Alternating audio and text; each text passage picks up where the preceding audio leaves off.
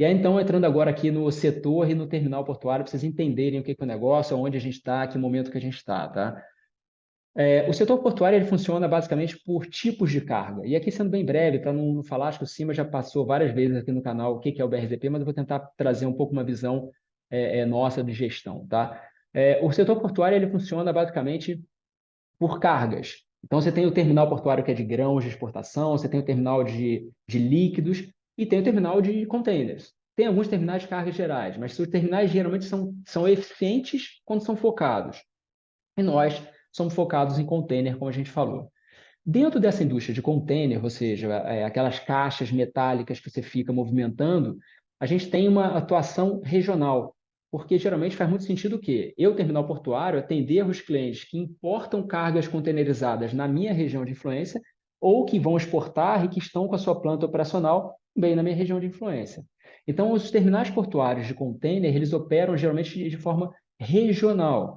Eu, por exemplo, ou seja, o Porto Itapuá, ele opera no chamado Cluster Sul, que é um cluster que atende basicamente Santa Catarina, Paraná, talvez o sul de São Paulo, o norte do Rio Grande do Sul, Mato Grosso do Sul. Essa é a nossa área de influência.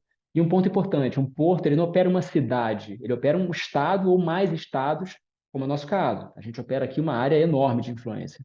E quem compete com a gente diretamente hoje lá no Porto do Itapuá são os terminais que operam em Santa Catarina e o terminal do Paraná, que é o terminal de contêineres que tem em Paranaguá. Então, realmente é uma competição, diria, local, apesar de ser uma região enorme, é uma competição local. Pontualmente, a gente movimenta carga de Santos ou carga lá do Rio Grande do Sul? Pontualmente, sim, mas geralmente a gente vai movimentar carga das nossas áreas de influência. E um outro detalhe para a operação portuária como um todo, isso vale para qualquer tipo de terminal de terminal portuário e também vale para container. O nosso terminal, ou seja, o terminal que vocês investem através do BRZP11, é um terminal privado. O que quer dizer isso? É uma operação portuária que opera numa área própria, não é uma área do governo. A diferença de outros terminais existem terminais concessionados, que você basicamente opera uma área pública em um determinado contrato, onde você tem ali um prazo determinado, uma carga determinada para operar. Desculpa, tinha subido a minha tela. Então, você opera prazo determinado, carga determinada, e você tem obrigações específicas.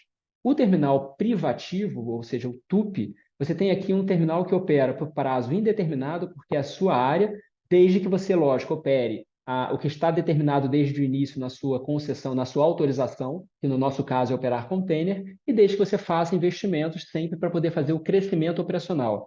E crescimento operacional, entenda-se, modernização, melhorar a operação. Então, você tem aqui a característica de operação de perpétua no terminal. Então, a gente tem hoje um FIPE que traz todos os benefícios, como eu falei, de isenção para a pessoa física, e um ativo portuário investido, que eu vou falar aqui um pouco de números, mas que é um dos que mais crescem no Brasil, e uma operação sem prazo definido, ou seja, de prazo perpétuo.